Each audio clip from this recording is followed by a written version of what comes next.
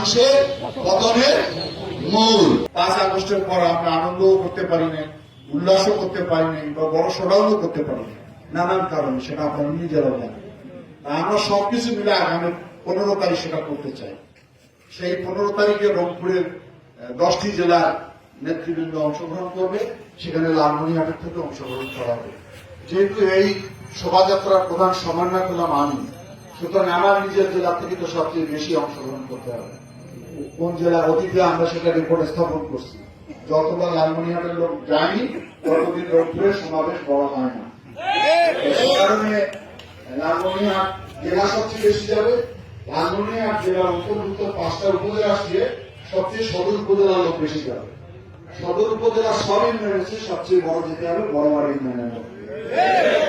কেন যেতে হবে সেটা বোঝাই যায়। আমি জেলার অধিবাসী, আমি উপজেলার অধিবাসী, আমি ইউনিয়নের অধিবাসী। সুতরাং প্রথম দাবি হল ইউনিয়ন, তারপরে উপজেলা, তারপর জেলা। সে কারণে সেদিনে 2টার সময় শোভাযাত্রা শুরু হবে। আমরা একটু আগে আলোচনা করে দেখেছি যে এখান থেকে যাতায়াতের যে ব্যবস্থা সেটা একটু পরে আলোচনা হবে। 2টার মধ্যে যদি শোভাযাত্রা হয় তাহলে অবশ্যই 12টার আগে এখান থেকে সবাইকে রওনা হতে হবে। এর আগে একটা সকালবেলা হচ্ছিল, সকাল 10টা, সেদিন অনেকেই যেতে পারেননি। কি যে কুয়াশা ছিল, খাবার হয়নি সকালবেলা।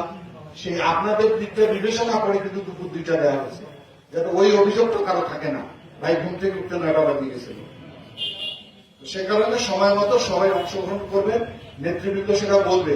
আমি কোন রাজনৈতিক বক্তব্য এখানে রাখবো না, তবে মনে রাখতে হবে আমাদেরকে যে আমরা কোন সরকারি দল নই, আমরা না বিরোধী দল না সরকারি দল, আমরা আমি বলি নিউট্রাল দল হচ্ছি। আমরা নিউট্রাল দল কেন? যে আমাদের অনেক লোক ভাবে বিএনপি ক্ষমতায় গেছে, আর ক্ষমতায় যাওয়ার যে মানুষের দাবি দাবাগুলো থাকে, নানান দাবি, নানান আলোচনা, নানান, এটা নিয়ে আমি অস্থির মানুষের শুনতে শুনতে। কিন্তু আমরা তো সরকারে না যাওয়ার মতো এই কাজগুলো তো আমরা করতে পারবো না। এই জন্য আমরা বলি যে আমরা সরকারি দল নয়। আর নিউট্রাল হয়ে গেলাম এই কারণে যে পুরো বিরোধী দল নেই, কারণ বাড়িতে এখন আরামে আমরা ঘুমাইতে পারি। ঘুমাইতে পারি না, 16 বছর তো ঘুমাইতে পারি না। তো সে কারণে নিউট্রাল, এখন স্বাচ্ছন্দ্য বোধ করি, মামলার ভয় নাই। আমিও এর আগে বলেছিলাম মামলাকে ভয় করার কোনো দরকার নাই। একদিন সরকার বসলে একই কলমে খোঁজা ইনশাল্লাহ সব মামলা উঠে যাবে।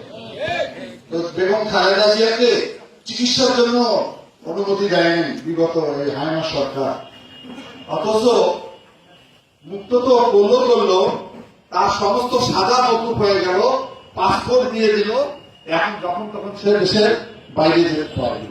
তাহলে একটা পথ পরিবর্তন হওয়ার সঙ্গে সঙ্গে কত কিছু পরিবর্তন হয়ে গেছে।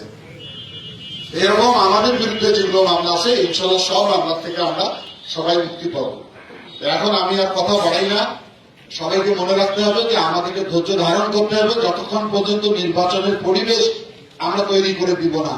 নির্বাচনের পরিবেশ যদি আমরা নিজেরা নষ্ট করি, নির্বাচন কিন্তু বিলম্বিত হবে। এটা খেয়াল রেখে সবাই ধৈর্য ধারণ করবেন, সহনশীল হবেন, অহংকার ম্যাডাম যেন শেখ হাসিনার মতো আমাদের মধ্যে তৈরি না হয়।